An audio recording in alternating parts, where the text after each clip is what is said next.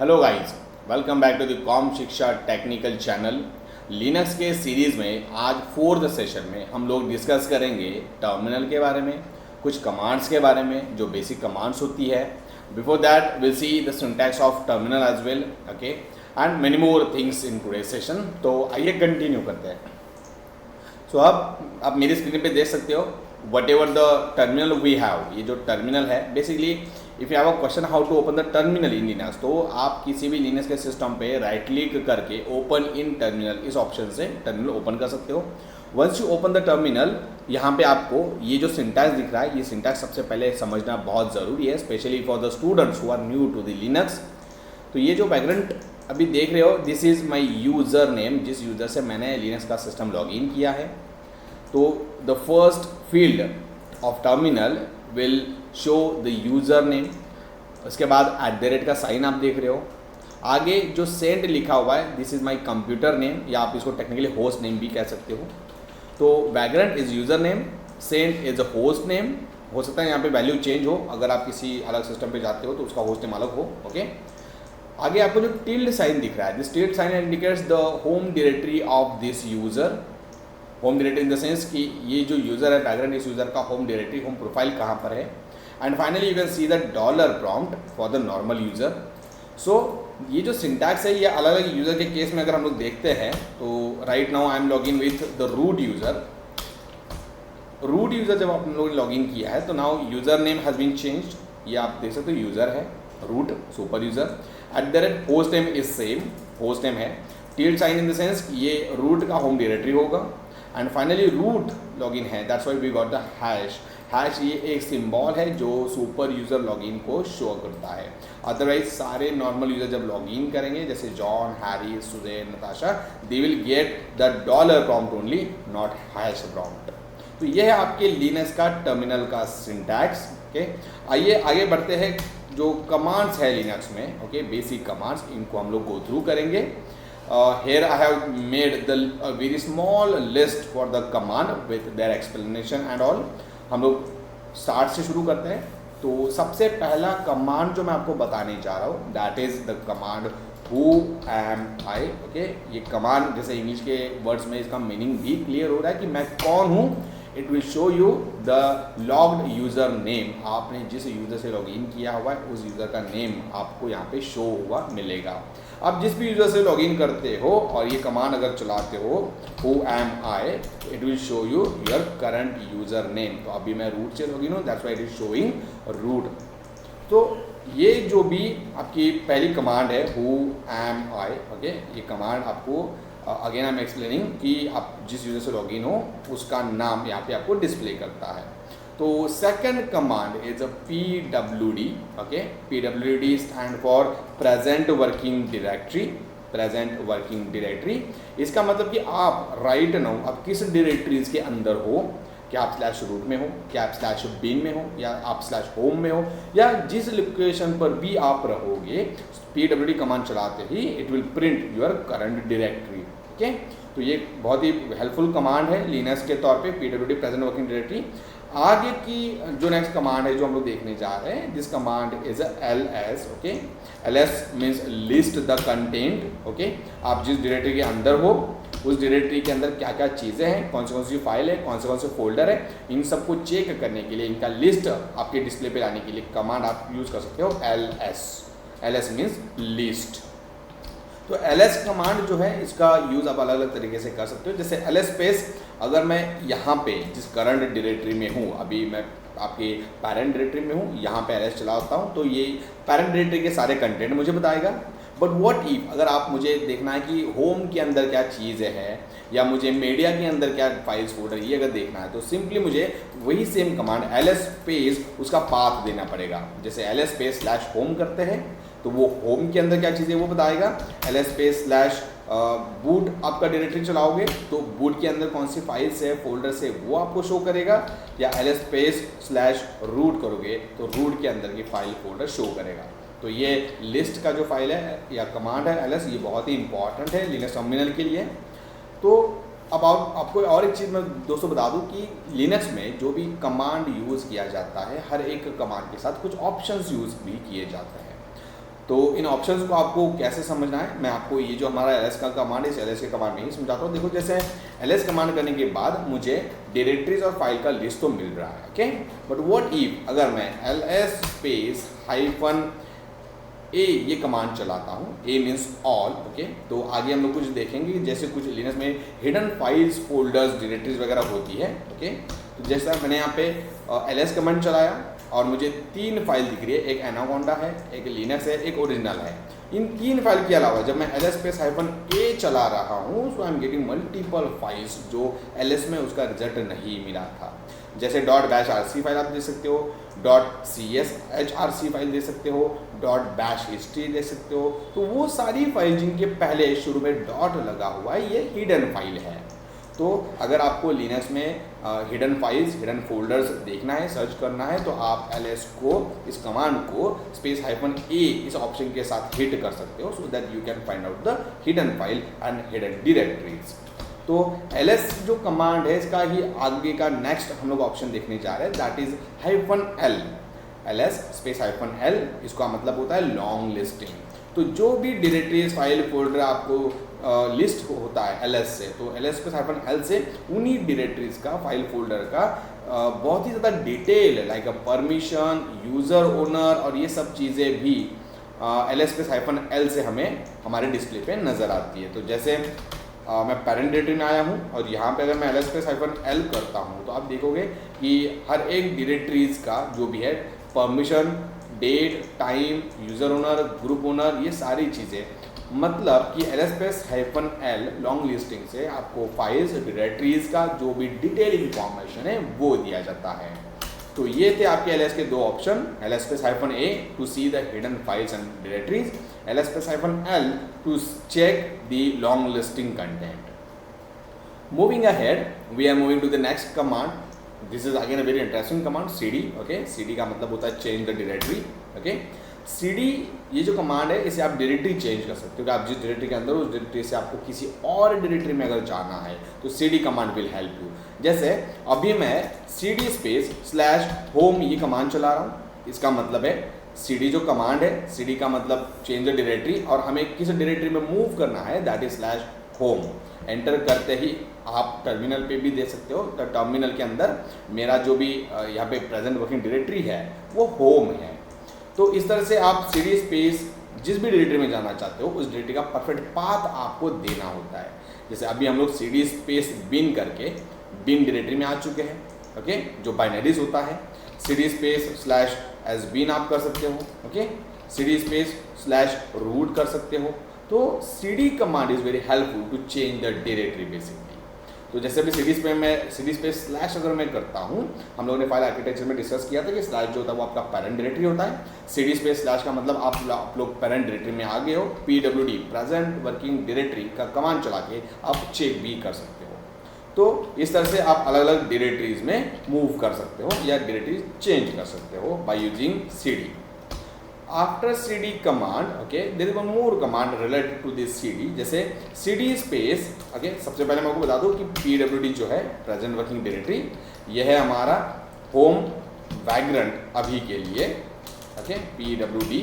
अब मैं होम के अंदर वैग्रेंट डायरेक्टरी के अंदर हूँ, तो जो कमांड है cd का है, next command it is cd space dot dot, और देखो इसका आगे मीनिंग भी लिखा हुआ है, 1 स्टेप बैक। इसका मतलब कि अगर आप cd स्पेस डॉट डॉट चलाते हो, अभी आप होम के अंदर वैग्रेंट के अंदर हो, वैग्रेंट से आप cd स्पेस डॉट डॉट चलाओगे तो you will go 1 step back की वैग्रेंट के पीछे वाली डायरेक्टरी मतलब स्लैश होम में आप चले जाओगे, cd space dot dot 1 step back. अब देखो pwd हम लोग करते हैं प्रेजेंट वर्किंग डायरेक्टरी, तो अब हम लोग स्लैश होम स्लैश वैग्रेंट से स्लैश होम में आ चुके हैं, दैट मीन्स 1 स्टेप बैक। अब अगर मैं यहाँ पर भी cd स्पेस डॉट डॉट करूँ स्लैश होम से, तो फॉर श्योर हम लोग स्लैश या जो पेरेंट डायरेक्टरी है उसके अंदर मूव हो चुके हैं। तो इस तरह से cd space dot dot command से आप 1 स्टेप बैक भी मूव कर सकते हो। तो इन कमांड्स के बाद नेक्स्ट कमांड हम लोग देखने जा रहे हैं, इट इज mkdir। इस कमांड के नाम में ही उसका मीनिंग भी छुपा हुआ है, mkdir that means make a directory. Directory का मतलब आप सभी आप शायद जान चुके हो कि डायरेक्टरी मतलब फोल्डर होता है। तो mkdir स्पेस जिस भी डायरेक्टरी को आपको बनाना है, जिस नाम से डायरेक्टरी बनाना है, जैसे mkdir स्पेस मुझे इंडिया नाम का डायरेक्टरी बनाना है, तो मैं mkdir स्पेस इंडिया कमांड चलाता हूँ। mkdir ये एक कमांड हुआ और जिस नाम से मुझे डायरेक्टरी बनाना है दैट इज इंडिया। तो हमारे पास ls का कमांड ऑलरेडी हम लोग देख चुके हैं, to list the content and you can see here the directory India has been created. वैसे ही जैसे mkdir से आप कोई भी एक डायरेक्टरी बनाते हो, जैसे मैं अब CSIT बना रहा हूँ, okay, first we have created India directory, now we have created CSIT directory. तो mkdir कमांड चलाते हुए ओके आपको अगर ऐसा कोई डायरेक्टरी क्रिएट करना है जो कि डायरेक्टरी के अंदर डायरेक्टरी के अंदर डायरेक्टरी, इस तरह से अगर आपको डायरेक्टरी आप बनाना चाहते हो, for example this is my parent directory, okay, इसके अंदर और एक मैं डायरेक्टरी बनाना चाहता हूँ, फोल्डर के अंदर फोल्डर, फोल्डर के अंदर फोल्डर, अगर आप ऐसे बनाना चाहते हो with in one single command, okay, तो आपको करना क्या है, इस mkdir कमांड को -p का ऑप्शन यूज करना है। mkdir space -p for parent directory. अब आपको जो डायरेक्टरी बनाना है, फॉर एग्जांपल मुझे जो बनाना है वो बनाना है कॉम शिक्षा डायरेक्टरी। कॉम शिक्षा डायरेक्टरी के अंदर मैं चाहता हूँ कि एक ही कमांड के अंदर मैं यहाँ पे स्टूडेंट का भी एक डायरेक्टरी बना दूँ, स्टूडेंट के अंदर स्पार्टन का भी एक डायरेक्टरी बना दूँ, ओके। तो ये आप कर सकते हो, बट इसके लिए आपको करना क्या होगा, बस ये जो ऑप्शन है -p का ऑप्शन, ये ऑप्शन आपको यूज करना होगा, ओके, जैसे हम लोगों ने अभी इस कमांड में किया था -p का ऑप्शन। तो अगर क्या होगा, अगर आप -p ऑप्शन नहीं चलाते हो, ठीक है, if you are not using the -p option then what will be happen, simply तो mkdir का जो नॉर्मल कमांड होता है ना, तो ये कमांड जब आप चलाओगे mkdir और स्पेस डायरेक्टरीज का जो भी पाथ आप दोगे, जैसे कॉम शिक्षा /student/spartan अगर आप चलाते हो तो क्या होगा, ओके, तो ये हम लोग भी प्रैक्टिकली समझते हैं, ठीक है, simply with in one command. तो पहले मैं तो सबसे पहले वो कमांड या वो जो डायरेक्टरी हमारा वो रिमूव कर देता हूँ।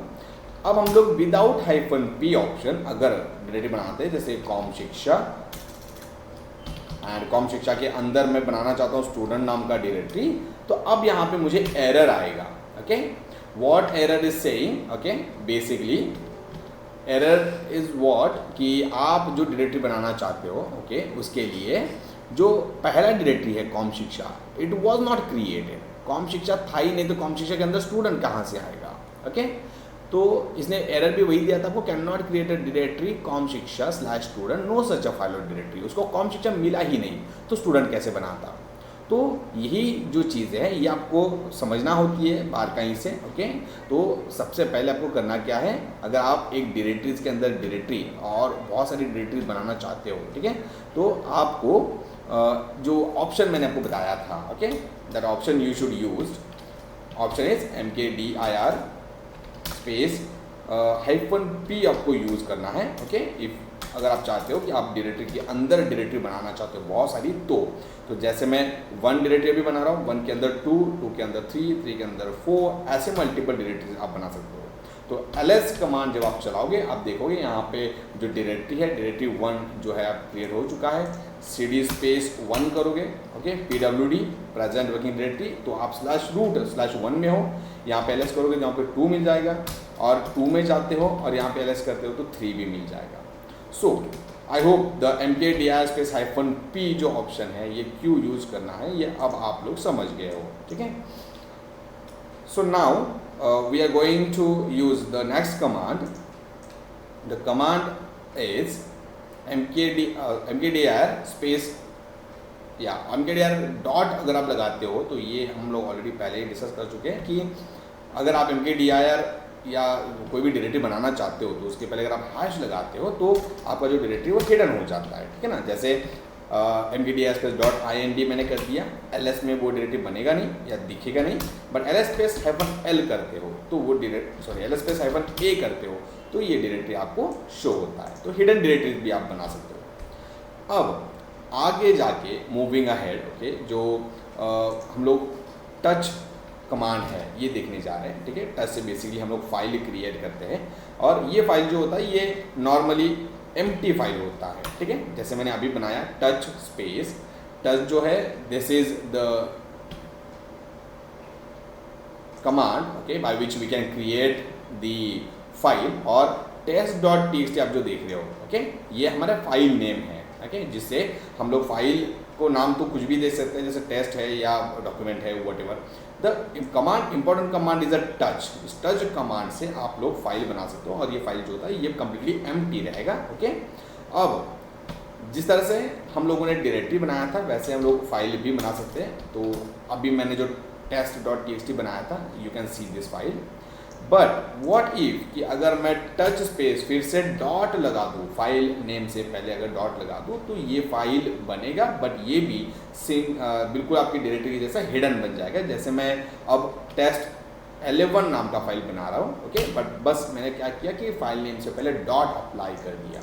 तो यहाँ पे आप ls में देखोगे तो टेस्ट 11 फाइल आपको नहीं दिखेगा, बट ls स्पेस -a करोगे तो टेस्ट 11 फाइल आपको यहाँ पे ज़रूर दिखेगा with a dot. That means कि टच स्पेस अगर आप किसी भी फाइल का नाम देते हो और उससे पहले डॉट अप्लाई करते हो तो डॉट से क्या होगा, आपका जो भी फाइल है वो हिडन बन जाएगा। So this is the command of hidden, create the hidden file, touch space dot, like this is the command which we have used right now।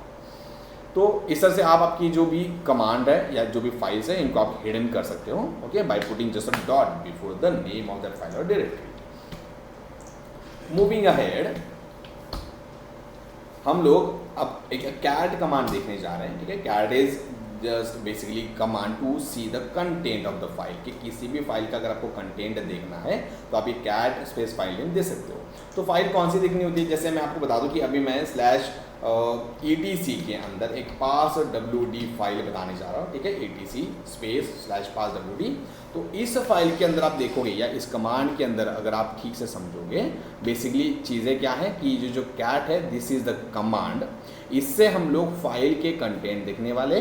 File कहाँ पर है आपका, वो /etc इस डायरेक्टरी के अंदर है और फाइल का एक्चुअल नाम जो है that is a pass.wd file है। तो जब हम लोग एंटर करेंगे इस कमांड में तो we should get the result. ऐसा कुछ फाइल हमें दिख रहा है, ये जो पूरा आप देख रहे हो this is all the entire file is, okay, that. तो कैट कमांड से हम लोग किसी भी फाइल के कंटेंट देख सकते हैं, okay. Now I am going to create one file touch space, okay, csit.txt, ये मैंने फाइल बना लिया है, ओके। ls से हम लोग उसे देख भी सकते हैं, ओके, ls से csit.txt फाइल हम लोगों ने बना लिया है। तो कैट जो है, कैट अगर हम लोग कमांड चलाते हैं अगेंस्ट csit.txt, ओके, तो हमें इसमें कुछ भी कंटेंट नहीं मिला because this file was empty file. ये जो csit फाइल है ये कम्प्लीटली एम्प्टी फाइल है। अब हम लोग कैट का ही नेक्स्ट ऑप्शन जो कि ग्रेटर देन साइन है इसको यूज़ करेंगे और जो भी फाइल नेम है जैसे csit.txt, यहाँ पे हमारा फाइल नेम है कैट स्पेस csit.txt। तो इस फाइल को आप अब जब ग्रेटर देन साइन लगा रहे हो, ओके, नॉर्मली सिर्फ कैट से क्या होता है, कंटेंट दिखते हैं फाइल के अंदर क्या क्या चीज़ें लिखी हुई है। Cat space greater than sign करने से क्या होगा, you can write that file, आप इस फाइल को ओवरराइट कर सकते हो। तो अब देखो आपको यहाँ पे राइटिंग करने के लिए ऑप्शन मिल रहा है, तो सिंपली मैं यहाँ पे टाइप कर देता हूँ कि आई एम और इवन वी आर कॉम शिक्षा and what ever the content आप जो भी टाइप करना चाहते हो, ठीक है। तो ये कंटेंट टाइप करने के बाद आपको प्रेस करना होता है Ctrl+D। क्या टाइप करना होता है आपको, Ctrl+D। और ये Ctrl+D क्यों टाइप करना होता है, ताकि आपने जो फाइल अभी राइट डाउन किया है, ठीक है ना, तो Ctrl+D से आप इस फाइल को सेव करके क्लोज कर सकते हो, ठीक है। So cat space greater than sign और फाइल नेम देने के बाद आपको यहाँ पे कंटेंट लिखने के लिए स्पेस मिलता है, you can write down the content, okay. और once your content writing has been done, लिखना होने के बाद आपको क्या करना है, Ctrl+D करना होता है। जैसे आप Ctrl+D करोगे आपका जो भी फाइल है वो सेव और एग्जिट हो जाएगा and again you will back to the terminal. तो आइए मैं Ctrl+D से अपना फाइल सेव करने जा रहा हूँ, आप देख सकते हो I again back to the my terminal और हमारा जो फाइल है csit.txt, तो हम लोग अब उसे सिर्फ कैट कमांड यूज़ करेंगे ताकि हमें देखना है कि उस फाइल के अंदर कंटेंट क्या है csit.txt। तो तो जैसे कैट का कमांड सिर्फ कंटेंट देखने के लिए होता है, और आप यहाँ पे देख सकते हो कि हमारा जो कंटेंट है ये सक्सेसफुली वहाँ पे मेंशन हो चुका है, VRCOM शिक्षा। तो ये कमांड है आपका, पहला कमांड था कैट स्पेस फाइल नेम अगर आप देते हो, ओके, तो आपकी जो भी फाइल है उसके कंटेंट आप देख सकते हो। दूसरा जो ऑप्शन मैंने आपको बताया cat space greater than sign, इससे आप फाइल ओवरराइट कर सकते हो। ओवरराइट में और एक मैं आपको जो भी कॉन्सेप्ट है वो समझा दूँ कि बेसिकली ओवरराइट में क्या होता है। अभी देखो कैट स्पेस CSIT.txt हम लोग जब कर रहे हैं, इसके अंदर कुछ कंटेंट लिखा हुआ है। अगेन मैं फिर से एक बार cat space greater than sign और सेम फाइल को अगर लिखता हूँ तो क्या होगा। अब यहाँ पे मैं जैसे टाइप कर देता हूँ कि VR ट्रेनिंग इंस्टीट्यूट, ओके, इन पिंपरी, और फिर मैं कंट्रोल D प्रेस करके इसको सेव करने जा रहा हूँ, ओके। तो अब जब आप इस फाइल को कैट करोगे just to check the content of that file, तो आप ये ऑब्जर्व करोगे कि इसमें पहले जो कंटेंट हमने लिखा था कि VRCOM शिक्षा, वो कंटेंट नहीं है, वो कंटेंट इरेज हो गया है and new content has been added, नया कंटेंट ऐड हुआ है। तो इससे हम लोग ये भी ऑब्जर्व कर सकते हैं कि जो कमांड है cat space greater than sign और फाइल नेम, ये फाइल को ओवरराइट कर रहा है। ओवरराइट का मतलब ये होगा कि पुराना वाला कंटेंट इरेज हो जाएगा, नया वाला कंटेंट उसमें ऐड हो रहा है। तो अब हमें ये भी समझना होगा कि अगर हमें कंटेंट अपेंड करना है, अपेंड का मतलब होता है कि पुराना वाला जो कंटेंट है वो तो मुझे रखना ही है, बट नया कंटेंट भी उसमें ऐड होना चाहिए। तो अगर मुझे ऐसा करना है तो मुझे क्या करना होगा। देखो पहले हम लोग जो फाइल है उसके कंटेंट अभी देखते हैं। तो फाइल में लिखा हुआ है VRCOM शिक्षा। अब हम लोग cat space double greater than sign use करेंगे with a file name to append the content, okay. तो अब हम लोग जो ये नेक्स्ट कैट का कमांड देखने जा रहे हैं, cat space double greater than sign, okay, space file name. इससे क्या होगा कि आपका फाइल का जो कंटेंट है वो अपेंड होगा, ना कि ओवरराइट। अपेंड मतलब पहला वाला कंटेंट एज इट इज रहेगा और जो न्यू कंटेंट हम लोग लिखेंगे वो भी उसमें ऐड होने जा रहा है। तो पहले आपकी इस फाइल में हम लोगों ने कमांड लिया cat space double greater than sign CSIT.txt, okay. आगे हमें लिखने के लिए यहाँ पे ऑप्शन मिल गया है, so we can write down now we have train and placed and number of students in IT, okay. तो ये लिखने के बाद जो भी हो, थोड़ा स्पेलिंग मिस्टेक भी हो सकता है, एनीवे। तो हमें अब ये देखना है कि अगर मैं कंट्रोल D करके इस फाइल को सेव करता हूँ तो क्या पहला जो कंटेंट था VRCOM शिक्षा वो अभी भी इस फाइल में है या नहीं है, या वो ओवरराइट हुआ है, ये आप लोग देखने जा रहे हैं। तो कमांड हमारा कैट स्पेस CSIT.txt, आप देख सकते हो पहला कंटेंट भी एज इट इज़ यहाँ पे मेंशन है और न्यूली एडेड कंटेंट भी ऐड हुआ है। So this command cat space greater than sign will help us to append the content in any file from a terminal. तो इस तरह से हम लोग अपने कैट का जो कमांड है इस पर ये दो अलग अलग ऑप्शंस यूज कर सकते हैं and it is very interesting command. I hope you got that point. So अब हम लोग जो आगे जो पॉइंट डिस्कस करने जा रहे हैं, okay, it is about the commands only, but हर एक सिस्टम एडमिनिस्ट्रेटर को या IT स्पार्टन्स को ये ज़रूर पता होना चाहिए कि जिस लिनक्स सिस्टम को आप यूज़ करें उसका हार्डवेयर कॉन्फ़िगरेशन क्या है। हार्डवेयर कॉन्फ़िगरेशन बेसिकली मैं आपको बता दूँ, it is a specification of computer. आपके कंप्यूटर में रैम कितना चल रहा है, आपके कंप्यूटर में प्रोसेसर कौन सा है, OS आप कौन सा यूज़ कर रहे हैं, एंड मिनी बोर्ड डिटेल्स आते हैं। तो सबसे पहले अगर मैं आपको बता दूं कि आपको इस सिस्टम पे रैम चेक करना है, ओके, आपके कंप्यूटर का, कि आपके सिस्टम में रैम कितना चल रहा है, तो कमांड है free space -m, free space -m। This is a command to check the RAM of your computer. जब मैंने एंटर किया I got a memory, okay, total 1837, जो कि ये जो फ्री स्पेस -m हम लोग ऑप्शन यूज़ कर रहे हैं, m कि आपको वो MB में साइज बता रहा है कि मेरे पास अभी 1837 MB का जो भी रैम है वो है, तो average 2 GB RAM I am using. यही कमांड फ्री स्पेस -g अगर आप करते हो तो ये आपको साइज गीगाबाइट में बताएगा, जैसे आई एम यूजिंग 1 GB रैम। तो तो फ्री का जो कमांड है इससे आप आपके कंप्यूटर का लिनक्स सिस्टम का रैम चेक कर सकते हो। This is the first concept. दूसरा चीज़, अब हमें चेक करना है कि हम लोग अपने ऑपरेटिंग सिस्टम को कैसे पता करें कि हम लोग कौन सा ओएस यूज़ कर रहे हैं। तो come to the point again, cat command already हम लोग डिस्कस कर चुके हैं। कैट से हम लोग किसी भी फाइल के कंटेंट देख सकते हैं। तो जो ETC डायरेक्टरी है, ETC जिसमें सारे फाइल्स कॉन्फ़िगरेशन फाइल्स वगैरह होते हैं, ETC में एक फाइल है OS रिलीज। ओके, ETC के अंदर जो फाइल है, the file name is OS release. इस फाइल के अंदर होता है आपके ऑपरेटिंग सिस्टम का इंफॉर्मेशन। तो इस फाइल को हम लोग कैट करने जा रहे हैं। कैट कमांड से हम लोग कंटेंट दे सकते हैं फाइल के। ओके, तो जब भी मैं एंटर कर रहा हूँ, तो what ever I am getting कि हम लोग जो ऑपरेटिंग सिस्टम यूज़ कर रहे हैं, it is the cent OS Linux. अब यहाँ पे देख सकते हो वर्जन भी आप उसका देख सकते हो, वर्जन 7 वी आर यूजिंग। तो सिंपल है, कैट करना है आपको /etc/OS रिलीज को to get the operating system information. आप CentOS यूज़ कर रहे हो या Ubuntu यूज़ कर रहे हो या जो भी ऑपरेटिंग सिस्टम यूज़ कर रहे हो। देन हम लोगों ने रैम कैसे चेक करना है, by using free space -G। Operating system के लिए हम लोगों ने /etc के अंदर जो OS रिलीज फाइल है वो देखा था।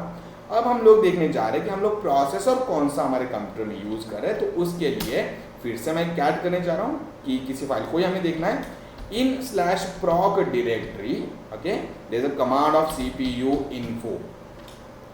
अगेन उसी तरह से जैसे हम लोगों ने ETC में OS रिलीज का फाइल देखा था, proc डायरेक्टरी के अंदर CPU info का फाइल है। इस फाइल को हम लोग सिंपली कैट करने जा रहे हैं। ओके, तो उस फाइल के अंदर का जो भी कंटेंट है हम लोग देख पाएंगे। तो अब मैं एंटर करने जा रहा हूँ and here I can see that the processor which we are using it is Genuine Intel, इसका मैन्युफैक्चरर है। Okay, and Intel Core i7 processor right now I am using. Okay, तो आप कौन सा प्रोसेसर यूज कर रहे हो ये अगर आपको जानना है लिनक्स सिस्टम पे, तो आपको कमांड चलाना है cat /proc/cpu info। Okay, then hardware configuration का जो लास्ट पॉइंट है वो है आपको कि आपके सिस्टम का स्टोरेज कितना है, वो आप कैसे पता करोगे। तो there is a command of fdisk -l। Okay, आप जैसे इस कमांड को चलाओगे, okay, you will get the detail about your storage. आप यहाँ पे देख सकते हो मैंने कमांड चलाया था fdisk -l। ओके, और जो आउटपुट मुझे मिला है तो it is showing me the output कि मेरा जो डिस्क है उसका लेबल है /dev/sda और उसका कैपेसिटी है 42.9 GB। ओके, इस तरह से आपके सिस्टम में डिस्क है या उसका कितना कैपेसिटी है, ये सब चीज़ें आप देख सकते हो by using this command fdisk -l। और ऐसा नहीं कि ये कमांड सिर्फ CentOS में ही चलेगा या बस आपके लिमिटेड एडिशन में ही चलेगा। This command is available commonly for all Linux distribution basically. तो ये जो बेसिक कमांड हम लोग देख रहे हैं, ओके, बेसिकली लिनक्स में ऐसा कहा जाता है कि there are more than 3000 commands available in Linux. Okay, तो आपको किसी भी कमांड को ध्यान में रखने का जरूरत नहीं होता या किसी भी कमांड को आपको रिकॉल करने की जरूरत नहीं होता है। It is all about your practice. आप कितना प्रैक्टिस करते हो लिनक्स का, एक कमांड को आप कितनी बार फायर करते हो, किस तरह से उसको समझते हो। It is all about the practice of Linux. So I recommend to every one that fellow is new to the Linux कि आपको लिनक्स का प्रैक्टिस बहुत ज़्यादा बढ़ाना पड़ेगा। सो आज की इन कमांड को समझने के बाद we are going to stop in this session. Okay, I hope you enjoyed this session. In next session again we'll come with a new and interesting information. Till the time I request you कि अगर आपने अभी तक com शिक्षा के channel को subscribe नहीं किया है तो चैनल को सब्सक्राइब जरूर करें ताकि आपको नया इन्फॉर्मेशन मिलता रहे। Till the time बने रहिए कॉम शिक्षा इन्फो के साथ। Have a great day.